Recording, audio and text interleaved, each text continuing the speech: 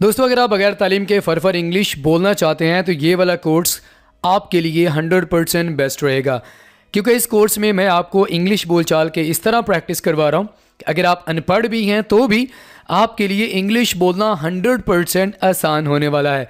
इस कोर्स की 5 क्लासेस हम ऑलरेडी अपने चैनल पर अपलोड कर चुके हैं। फ्रेंड्स, अगर आप हमारे साथ ऑनलाइन स्पोकन इंग्लिश कोर्स की क्लासेस ज्वाइन करना चाहते हैं तो अभी हमारे दिए गए व्हाट्सएप नंबर पर कॉन्टैक्ट करें। So friends, let's get started. दोस्तों, आज के सबक में हम आपको इन चारों बेसिक इंग्लिश स्पीकिंग जो स्ट्रक्चर्स हैं उनकी प्रैक्टिस करवाएंगे। आप इनको लाजमी सीखना चाहेंगे और इनका इस्तेमाल आम तौर पर बहुत ज़्यादा किया जाता है, लेकिन चूंकि आपको पता नहीं होता तो इसलिए आपने इनको लाजमी मेरे साथ प्रैक्टिस करनी है। अगर आप मुझसे पूछें तो ये वाला मेरा सबसे फेवरेट है, आपका फेवरेट कौन सा है वो भी आपने मुझे लाजमी बताना है। अगर आप इन चारों स्ट्रक्चर्स को अच्छे से अंडरस्टैंड करना चाहते हैं तो आपने ये वाला लेसन आखिर तक लाजमी देखना है। दोस्तों, हमारे पास सबसे पहला स्ट्रक्चर है आई यूज्ड टू। यहाँ पर आप आई को हटा दें, सिंपली आप यूज्ड टू का इस्तेमाल करते हैं। ठीक है, यूज्ड टू प्लस वर्ब इस्तेमाल देखें। जब ये कहना हो कि कोई काम करना आपकी आदत थी, अब नहीं। दोस्तों, अगर आपने बहुत सारी वीडियोस देखी हैं, आपने यूज्ड टू के मुतालिक इसको समझने की बहुत कोशिश की है लेकिन आप समझ नहीं पाए, तो आज आपको ये 100% क्लियर होने वाला है। आपने बस गौर से जो जो पॉइंट्स मैं आपको बताऊं आपने उनको याद करना है और आपने प्रैक्टिस लाजमी करनी है। तो गौर से सुनिए कि जब आपने ये कहना हो कि कोई काम करना आपकी आदत थी, अब वो आदत नहीं रही। दोस्तों, ऐसा होता है कि माजी में हर एक बंदे की एक आदत होती है, बहुत सारी आदतें भी होती हैं जो वो पास्ट में करता आ रहा होता है। ठीक है, लेकिन अब मौजूदा वक्त में आकर उस काम को उसने छोड़ दिया है, वो उन कामों को नहीं कर रहा। तो अगर आप उन कामों के बारे में बात करना चाहते हैं कि भाई मैं माजी में एक काम किया करता था, अब मैं नहीं कर रहा, तो उसके लिए आप यूज टू का इस्तेमाल करेंगे। बात समझ आए दोस्तों? तो यूज टू का इस्तेमाल कहाँ पर किया जाता है? आप अपने ज़हन में मुख्तलिफ तरह की एक्टिविटीज़ को लेकर आएँ। वो तमाम काम जो आप पहले किया करते थे, अब आप उन कामों को नहीं कर रहे, तो आपके लिए यूज टू को समझना इंतहाई आसान हो जाएगा। बात समझ आ गई है? तो पास्ट में कोई आपकी हैबिट्स थी, यहाँ पर जो आदत है वो कहाँ पर होगी? पास्ट में होगी। ठीक है, कोई आपकी हैबिट, अब आप उस काम को नहीं कर रहे। एग्जाम्पल देखें, he use to play football for the local team. वो मकामी टीम के लिए फुटबॉल खेला करता था, यूज टू प्ले, अब वो नहीं खेल रहा, मे बी शायद वो अनफिट है। He use to play football for the local team. My father use to take a donkey to school. मेरे वालिद गधे को स्कूल ले जाया करते थे, अब उस काम को नहीं कर रहे।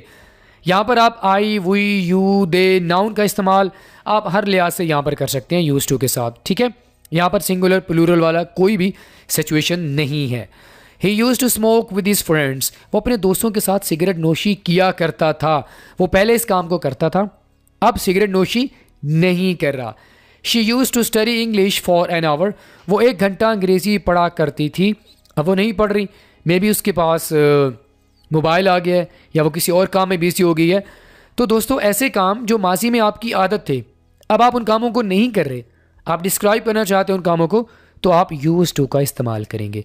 मुस्बत फिक्रात आपने सीख लिए कि आप किस तरह आपने यूज टू के साथ सिंपल वर्ब की फॉर्म का इस्तेमाल करना है। आगे बढ़ते हैं। अगर आप इसी स्ट्रक्चर का यूज़ करके नेगेटिव फिक्रात बनाना चाहते हैं तो नेगेटिव फिक्रात बनाने का सिंपल सा स्ट्रक्चर है, फार्मूला है, आपने वो फॉलो कर लेना। डिड का इस्तेमाल आप यहाँ पर इसके साथ करेंगे। ठीक है, सब्जेक्ट प्लस डिड, उसके साथ नॉट एंड देन यूज। यहाँ पर आपने यूज्ड का इस्तेमाल नहीं करना।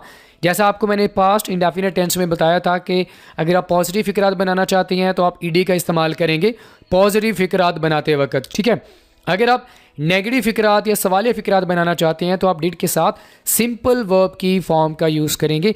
यहाँ पर भी आप सिंपल वर्ब की फॉर्म का यूज़ करेंगे जब आप नेगेटिव या आप सवालिया फिक्रात बनाना चाहते हैं। फिक्रात देखें, he did not use to smoke. वो सिगरेट नोशी नहीं किया करता था।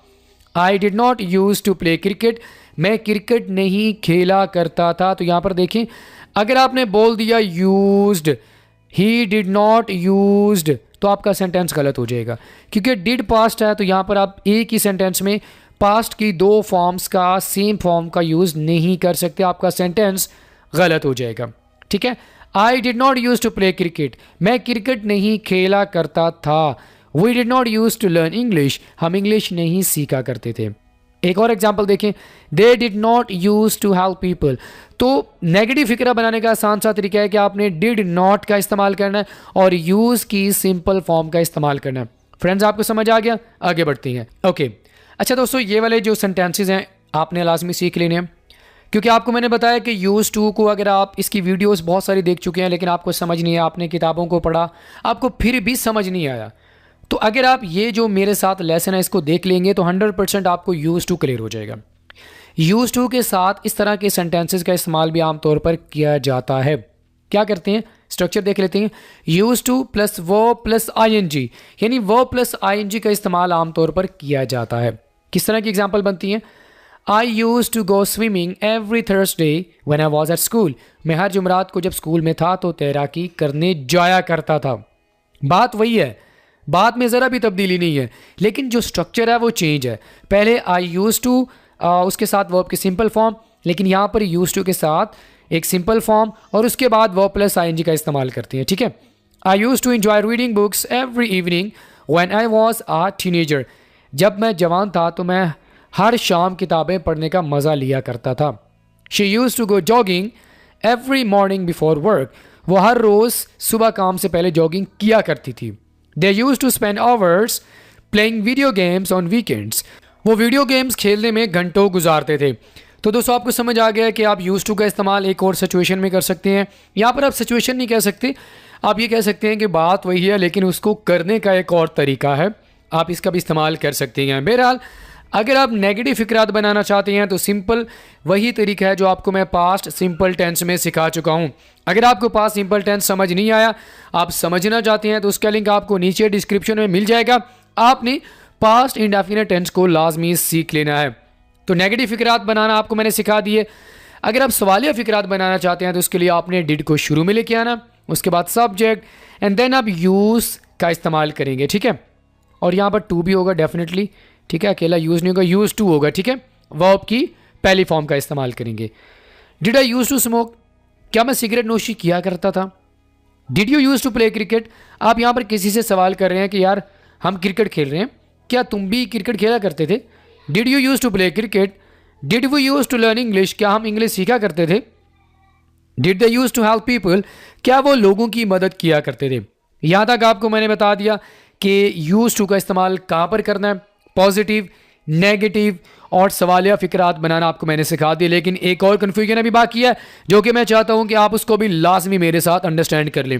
वो ये है कि दोस्तों, जहां पर यूज़ टू का इस्तेमाल किया जाता है वहां पर आप वुड का इस्तेमाल भी कर सकते हैं। यानी अगर आप माजी में अपनी कोई पास्ट हैबिट्स के बारे में बात करना चाहते हैं तो जैसे आप यूज़ टू का इस्तेमाल करते हैं वैसे ही आप वुड का इस्तेमाल भी कर सकते हैं।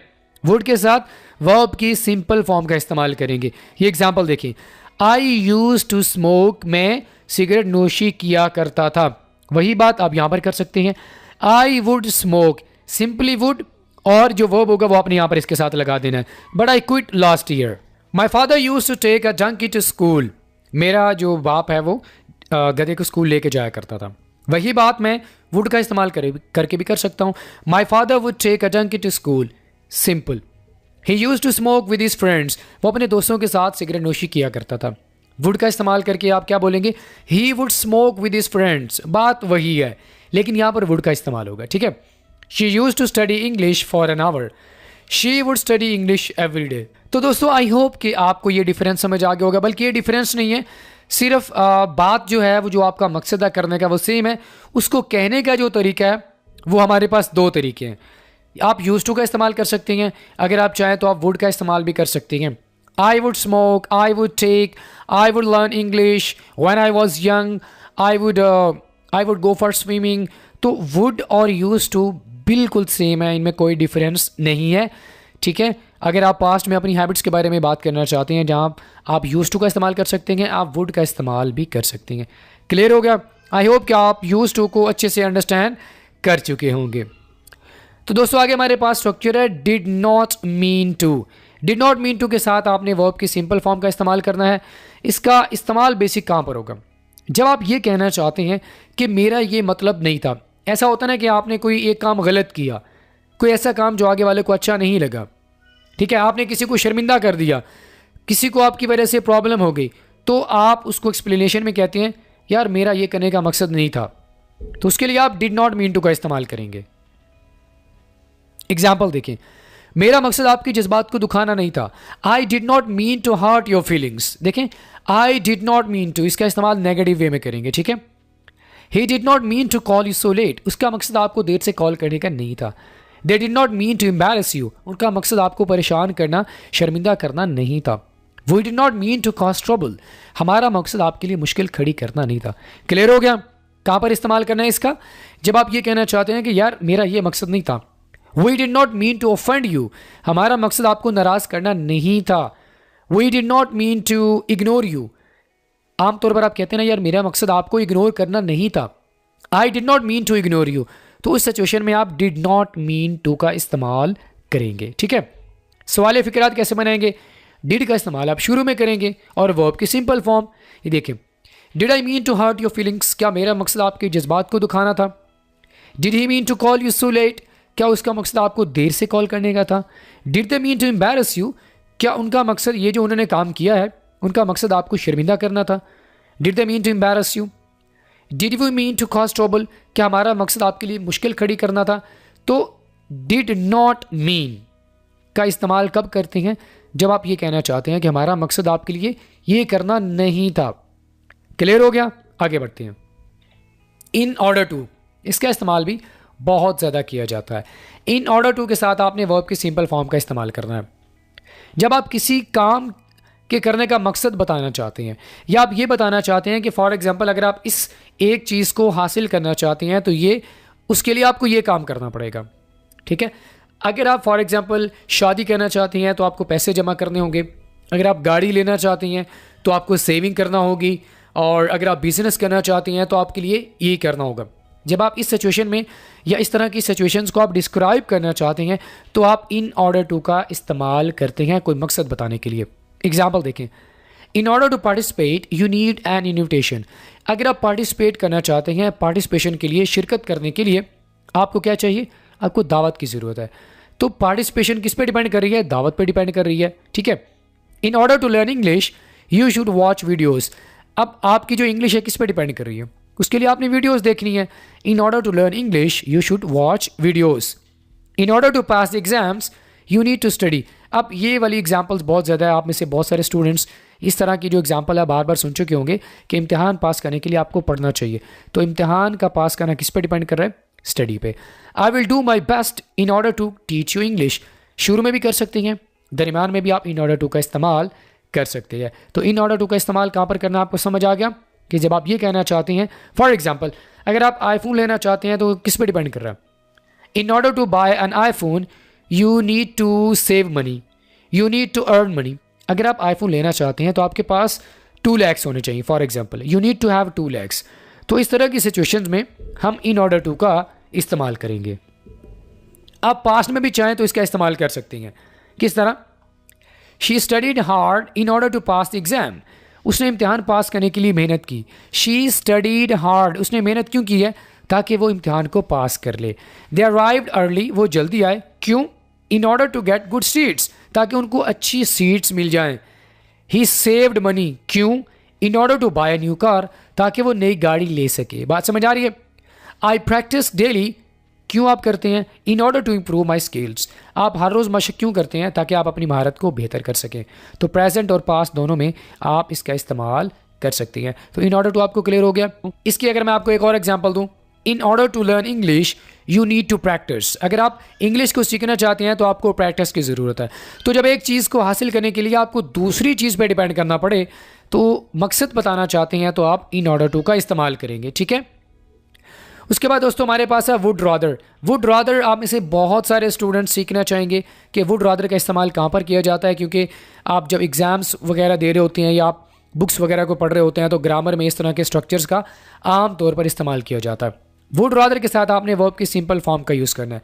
इस्तेमाल कहाँ पर होता है? जब आप ये बताना चाहते हैं कि आपकी क्या तरजीह है।